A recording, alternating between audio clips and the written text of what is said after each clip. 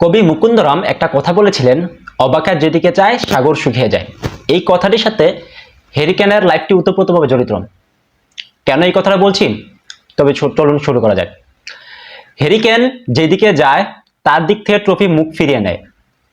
এই কথাটি বলার অন্যতম কারণ হচ্ছে, হ্যারি কেন যখনই টটেনহামে জয়েন দেয়, টটেনহামে জয়েন করার পরে তার সামনে মোক্ষম সুযোগ ছিল 2015-16 সালে একটি ট্রফি জেতার।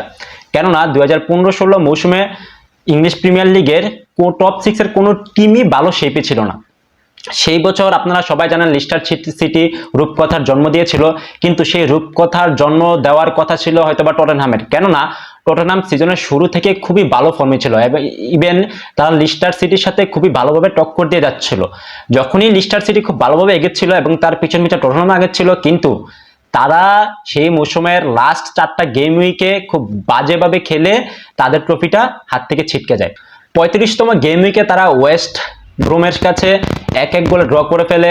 দেন 36তম গেম উইকে তারা চেলসির সাথে 2-2 গোলে ড্র করে বসে।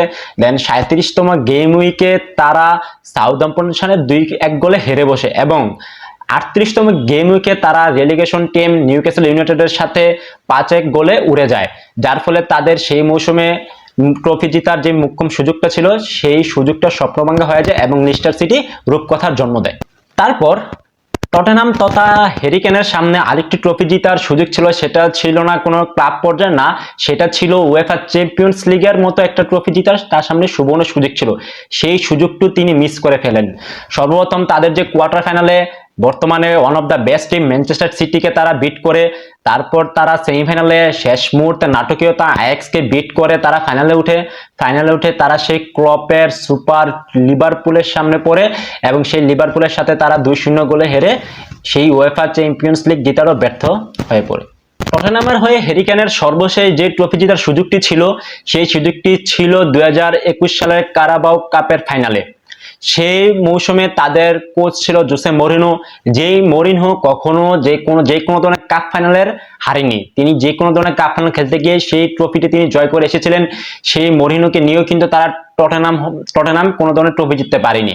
তাদের মূলত টটেনহাম শেষ মৌসুমে 2021 সালে কারাবাও কাপের ফাইনালে উঠে পড়েছিল, কিন্তু যখনই টটেনহাম ইউরোপিয়ান সুপার লিগে জয়েন দেয়, ইউরোপের সুপার লিগে জয়েন দেওয়ার ফলে জোসে মরিনহো তার প্রতিবাদ করে বসেন এবং প্রতিবাদ করার ফলে তিনি টটেনহামের অনুশীলন অর্থাৎ ট্রেনিং বন্ধ করে দেন। ট্রেনিং বন্ধ দেওয়ার ফলে যে টটেনহামের যে চেয়ারম্যান ড্যানিয়েল লেভি তাকে স্যাক করে বসেন। তাকে স্যাক করার পরে টটেনহাম একটা আনকোরা ম্যানেজার নিয়ে আসেন। সেই ম্যানেজার নিয়ে সেই ট্রফিটি কি টটেনহাম হেরে বসেন। টটেনহামের হয়ে হ্যারি-কেন মোটামুটি 3টি ট্রফি জেতার সুযোগ ছিল। সেই 3টি ট্রফি তিনি জিততে না পারলেও তার যে ন্যাশনাল টিম ইংল্যান্ডের হয়ে তার সামনে সুযোগ ছিল ট্রফি জেতার। যে সর্বোচ্চ যে সুযোগটি ছিল সেটি ছিল 2020 সালের ইউরোতে। তখন ছিল করোনার মৌসুমটাতে ইংল্যান্ড টিম যে ইউরো 2020 অনুষ্ঠিত হয়েছিল সেই 20-এ খুবই ভালো পারফর্ম করতেছিল। তারা মোটামুটি কোনো ম্যাচে তেমন একটা গোল খাচ্ছিল না, তাদের ডিফেন্স দারুণ একটা ফর্মে ছিল, সেই সাথে হ্যারি-কেনও খুব ভালো একটা ফর্মে ছিল। বাট তাদের সামনে বাধা হয়ে দাঁড়ায় সেই ইতালির সুপার টিম। ইতালির সেই সুপার টিমের সাথে তারা ফাইনালে ট্রাইব্রেকারে দোনারুম্মার কাছে ট্রাইব্রেকার হেরে তাদের সেই ট্রফিটিও বাদ পড়ে যায়। এবং সর্বশেষ তাদের যে ট্রফিটি জেতার সক্ষম ছিল 2022 ওয়ার্ল্ড কাপ। সেই 2022 ওয়ার্ল্ড কাপে হয়তো বা তারা আর্জেন্টিনার সাথে ফাইনাল খেলতে পারতো যদি না হ্যারি-কেন তার নিজের ভুলটা না করতেন। তিনি ফ্রান্সের সাথে কোয়ার্টার ফাইনালে একটি পেনাল্টি পেয়েছিলেন, সেই পেনাল্টি তিনি আকাশে মেরে ফেলেন। আকাশে মারার ফলে তারা ফ্রান্সের সাথে 2-1 গোলে হেরে বাদ পড়ে যায়, যার ফলে হ্যারি-কেনের নিজের ব্যর্থতার দায়ে তারা 2022 ওয়ার্ল্ড কাপের কোয়ার্টার ফাইনাল থেকে বাদ পড়ে যান। হ্যারি-কেনের টটেনহাম অধ্যায়টি পুরোপুরি ব্যর্থতা দিয়ে ভরায়।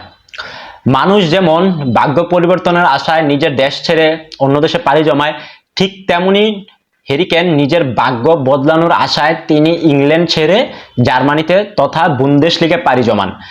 অনেক নাটকীয়তা শেষে তিনি বুন্দেশলিগার one of the best team, বর্তমান টপ 5 থেকে one of the best team Bayern মিউনিখে জয়েন দেন। সবাই ভেবেছিল বায়ার্ন মিউনিখে হ্যারি-কেনের মতো একজন স্ট্রাইকার পেয়ে হয়তো বায়ার্ন মিউনিখ খুব একটা রাজত্ব চালাবে টপ 5 লিগে অর্থাৎ ইউসিএল এ, এবং তাদের লিগে তো তারা প্রতি বছরই রাজত্ব চালায় এবং তারা বুন্দেশলিগার শেষ 10 বারই তারা লিগ চ্যাম্পিয়ন। সবাই ভেবেছিল হ্যারি-কেন যেহেতু বায়ার্ন মিউনিখে জয়েন দিয়েছে তাহলে বায়ার্ন মিউনিখ হয়তো নতুন করে রাজত্ব শুরু করবে এবং হ্যারি-কেনেরও যে ট্রফি না পাওয়ার যে আক্ষেপটা সেটা মোচন হবে। কিন্তু তখনই বায়ার্ন বুন্দেশলিগায় মাথা নড়াচড়া দিয়ে উঠে নতুন এক জায়ান্ট বায়ার লেভারকুসেন। জাবি আলোনসোর হাত ধরে বায়ার লেভারকুসেন রীতিমতো উঠতেছে। তারা সর্বশেষ 42টি ম্যাচে আনবিটেন রান লিড করতেছে। আর হয়তোবা তারা যদি আর 2 থেকে 3টা ম্যাচ জিততে পারে, তারা হয়তোবা যে আনবিটেন রানের যে হাইস্ট রেকর্ডটা তারা তাদের দখলে নিয়ে যাবে, এবং হয়তোবা বায়ার লেভারকুসেন আর একটি ম্যাচ জিততে পারলে তারা বুন্দেসলিগা চ্যাম্পিয়ন হয়ে যাবে। যে বুন্দেসলিগায় বায়ার লেভারকুসেন কখনো চ্যাম্পিয়ন হতে পারে নাই, সেই বায়ার লেভারকুসেন এই মৌসুমের লিগ চ্যাম্পিয়ন হওয়ার ধারপ্রান্তে। অথচ বায়ার্ন মিউনিখের হয়ে নিজের প্রথম ম্যাচেই ট্রফি জেতার তার সামনে একটি সুযোগ ছিল। অর্থাৎ তিনি যখন বায়ার্ন মিউনিখে জয়েন দেন তখনই মৌসুমের শুরুতেই তার একটি সুপার কুপার ম্যাচ ছিল আরবি লিপজিগের সাথে। সেই ম্যাচটি হেরিকেন অথবা পুরোপুরি খেলেন নাই, শেষের দিকে সাবস্টিটিউটে নেমেছিলেন, বাট সেই ম্যাচটিও তারা হেরে বসে। গত সিজনে বায়ার্ন মিউনিখ খুবই দাপুটে ফুটবল খেলতেছিল নেগেলসম্যানের আন্ডারে। হঠাৎই বায়ার্ন বোর্ড নেগেলসম্যানকে স্যাক করে দেয়।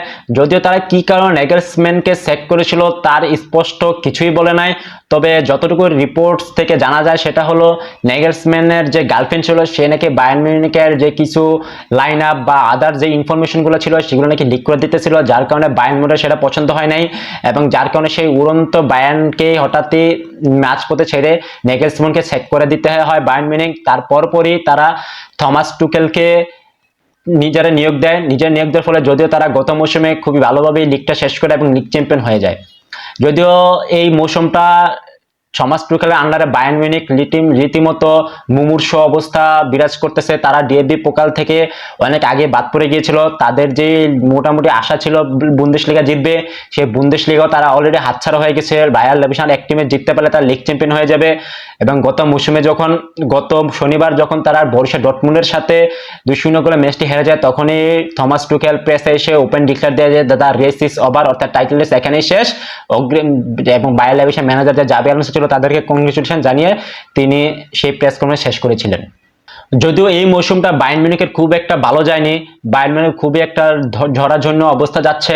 এই বায়ার্ন মিউনিখের এই খারাপ দিনেও হেরিকেন রীতিমতো উঠতেছে। হেরিকেন এখন পর্যন্ত ইউরোপিয়ান গোল্ডেন বুটে জয় করার খুবই কাছাকাছি রয়েছে। যদিও দলের এইসব খারাপ দিনের কাছে তার এই পারফরমেন্স খুবই ম্লান হয়ে যাবে, তবুও তিনি এভাবেই তার দীর্ঘ যে ফুটবলের প্রফেশনাল ক্যারিয়ার সেভাবেই তিনি পার করে আসতেছেন। টটনহ্যাম এবং ইংল্যান্ডের হয়েও তার সাথে একই ঘটনা ঘটেছে। ব্যক্তিগত কিছু অর্জন নিয়ে ভুলে থাকতে হয়েছে তার সেই অধরা ট্রফিটিকে। যদিও তিনি সেই একটি ট্রফি জয়ের আশায় তার নিজের সেই দেশ ইংল্যান্ড ছেড়ে বায়ার্ন মিউনিখে জয়েন দিয়েছিলেন, কিন্তু সেখানেও তিনি ব্যর্থ।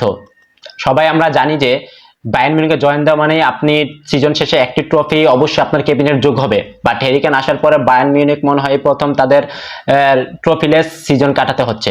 পরিশেষে আমার মাথায় একটা কথায় ঘুরপাক খায়, এই হেরিকেন কি অপয়া, নাকি সবই তার কপালের দোষ, নাকি অন্য কোনো শক্তি কাজ করতেছে এর পিছনে?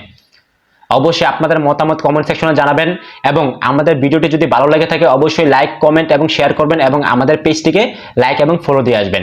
এবং ডেসক্রিপশনে আমাদের যে ইউটিউব চ্যানেলটি রয়েছে সেটি লিঙ্ক দেওয়া আছে, এবং দয়া করে আমাদের ইউটিউব চ্যানেলটি সাবস্ক্রাইব করে আসবেন। ধন্যবাদ।